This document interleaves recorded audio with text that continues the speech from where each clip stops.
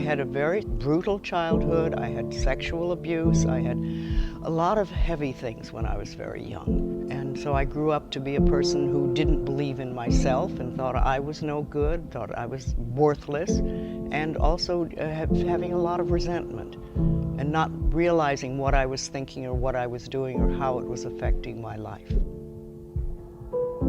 One day I heard somebody say, if you're willing to change your thinking, you can change your life. And I thought, really? Really? Is that possible? So I started to explore. And then I kept studying and learning. And as I learned, I would teach other people. Well, the thing was, I was teaching workshops at the time. And I said to myself, if I could just put this workshop on paper, I could help more people. But I did. I took a little time off and I put the workshop into book form. And I had no idea that life would take it where it has taken it. One of the pioneers of the self-help movement, Louise Hay. In 1984, she started a small company in her living room with 2 self-published books, and now she oversees a publishing empire. Her international bestseller, You Can Heal Your Life, has sold over 30 million copies and has been translated into 25 different languages.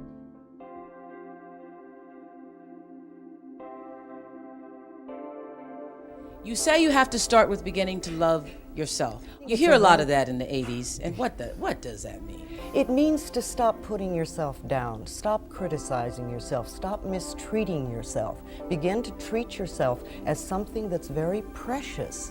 Louise Hay's book is titled, You Can Heal Your Life.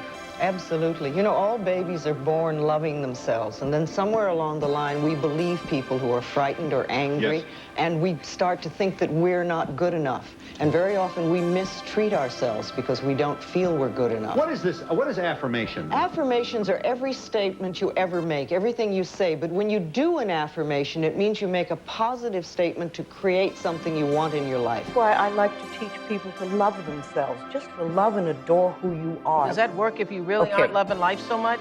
Yes, but you have to get there. And I think of affirmations as like planting seeds. You put the seed in the ground and give it a chance to grow. You say, I love you. You know, I wrote my first book, there was no self-help section in the bookstores. And now it's the fastest growing one in all the bookstores. What do you think changed in the world that we live, or what changed inside of us that made it not crazy, but indeed rather commonplace? Yes, well, we learned that it was true. And I think that people started to practice and do simple little things that made their life, improve the quality of their lives, as I call it. How many people have never done mirror work? All right, well, you're in for an interesting experience. The reason I like mirrors so much is that they really move you through stuck places because they reflect to you almost instantly what your beliefs are that are against you. And what most of us do is when we hear or feel a negative message, we try to run from it. And we have all sorts of ways of doing that. I mean, people go to the extremes of drug and alcohol abuse and things like that, but there are lots of little ways that we run from our own barrier thoughts. And if we could, instead of that, accept them and examine them and turn them around, say, no, I don't want to believe that anymore. Remember, it's only a thought, and a thought can be changed. We get the opportunity now of choosing what we want to think.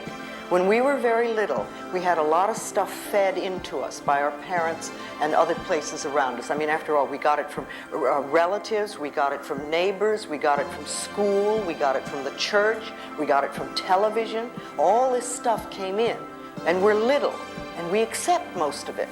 But we're not little children now, we're adults. And we get to choose what we want to think. See, all that energy that you've turned negatively towards yourself, you can use that powerful energy and turn it in a positive direction. And really love this person. I want to. You have my permission. Reach out a hand.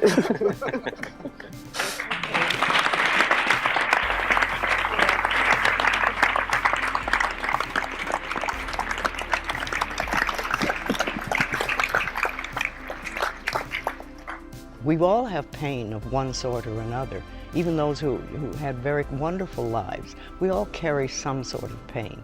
But it's wonderful when we can find out that we're not wrong, we're not bad, we are good enough, we're worthy of opening our life and having a better life. We can start to look in a different way.